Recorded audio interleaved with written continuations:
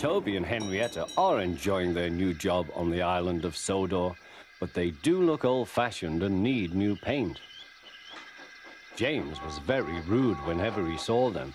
Ugh, what dirty objects, he would say. At last, Toby lost patience. James, he asked, why are you red? I am a splendid engine, answered James. Ready for anything. You never see my paint dirty. Oh, said Toby innocently, that's why you once needed bootlaces, to be ready, I suppose. James went redder than ever and snorted off. It was such an insult to be reminded of the time a bootlace had been used to mend a hole in his coaches.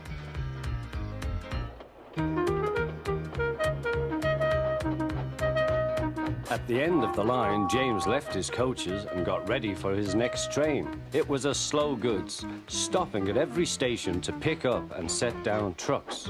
James hated slow goods trains. Dirty trucks from dirty sidings.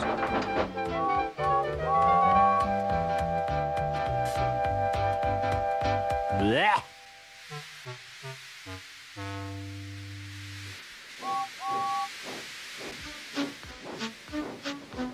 Starting with only a few, he picked up more and more trucks at each station till he had a long train.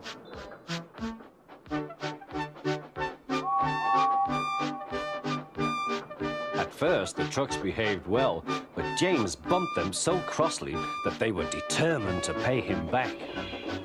Presently, they approached the top of Gordon's Hill. Heavy goods trains halt here to pin down their brakes. James had had an accident with trucks before and should have remembered this. Wait, James, wait, said the driver, but James wouldn't wait. He was too busy thinking what he would say to Toby when they next met. The truck's chance had come. Hurrah, hurrah, they laughed, and banging their buffers, they pushed him down the hill. On, yelled the trucks. I've got to stop! I've got to stop! Groaned James.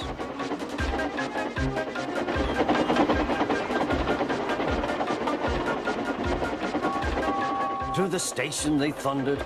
Disaster lay ahead.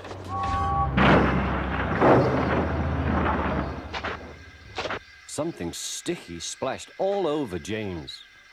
He had run into two tar wagons and was black from smoke box to cab. He was more dirty than hurt, but the tar wagons and some trucks were all to pieces.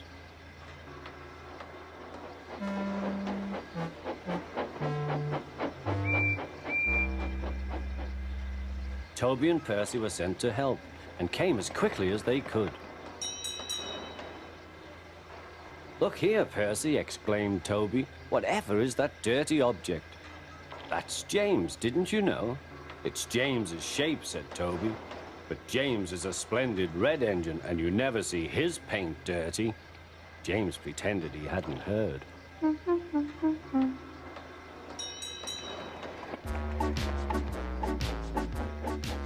Toby and Percy cleared away the unhurt trucks and helped James home.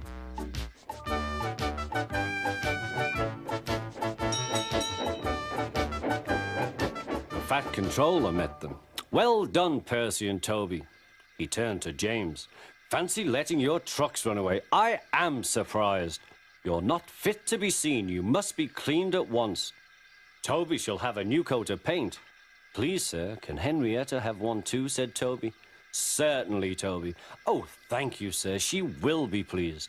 All James could do was watch Toby as he ran off happily with the news.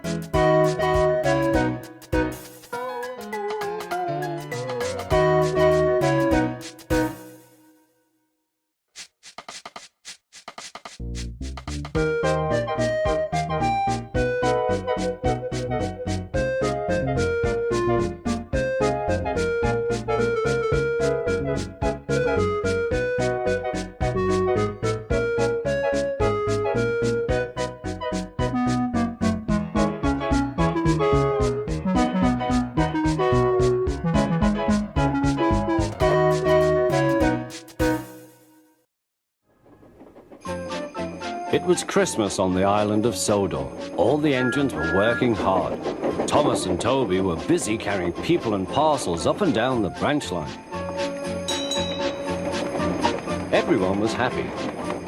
Only the coaches, Annie and Clarabelle, were complaining.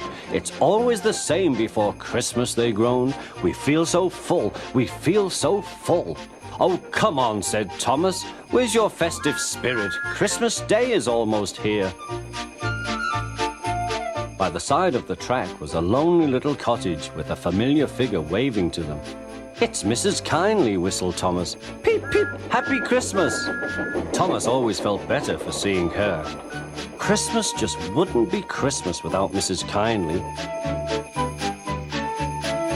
When work was over, Thomas went to see the other engines. All their coats had been polished. Ha, said Gordon, just look at us. Your driver will have to work fast to get you as smart as us. Never mind that, replied Thomas. I've something important to say. Do you realize it's a whole year since Mrs. Kindly saved us from a nasty accident? You remember when she was ill in bed and... Yes, of course, interrupted Edward.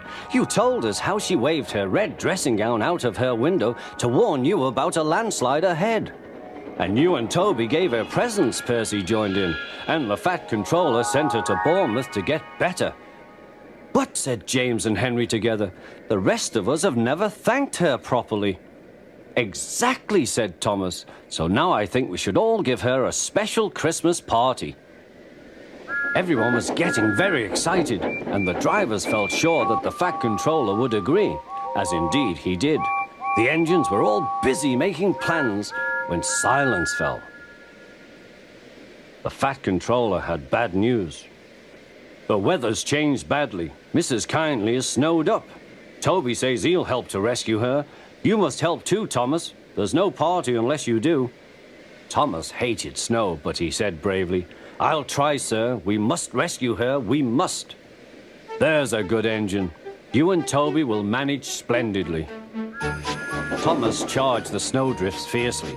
Sometimes he swept them aside. Sometimes they stuck fast, and the men had to loosen them.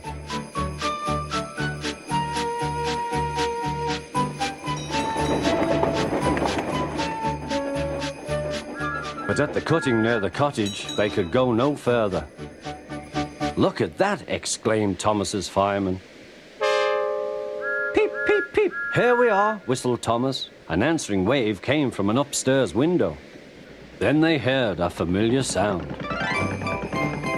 That's Terence, said Thomas. He's come to help too. Sure enough, Terence had a snowplow and was working hard to clear a path to the railway line in safety. At long last, the rescue was complete. Percy took the tired workmen home. Terence said goodbye to Mrs. Kindly and promised to take care of her cottage as he watched them all set off. The engines made good time. No more snow had fallen, but the yard was dark. Thomas's heart sank. Suddenly, all the lights went on. What a marvelous sight awaited Mrs. Kindly. Well done, said the Fat Controller. I'm really proud of you all. Mrs. Kindly especially thanked the smaller engines. Thomas and Toby are all friends, she said. And now, Percy, you are my friend too. Percy was very pleased. 3 cheers for Mrs. Kindly, he called. Peep, peep, peep. They all whistled. We wish you a Merry Christmas. We wish you a Merry Christmas. We wish you a Merry Christmas and a Happy New Year. Thomas the Tank Engine and his friends thought it was the best Christmas ever, and Mrs. Kindly could think of nowhere she would rather live than here with them on the island of Sodor.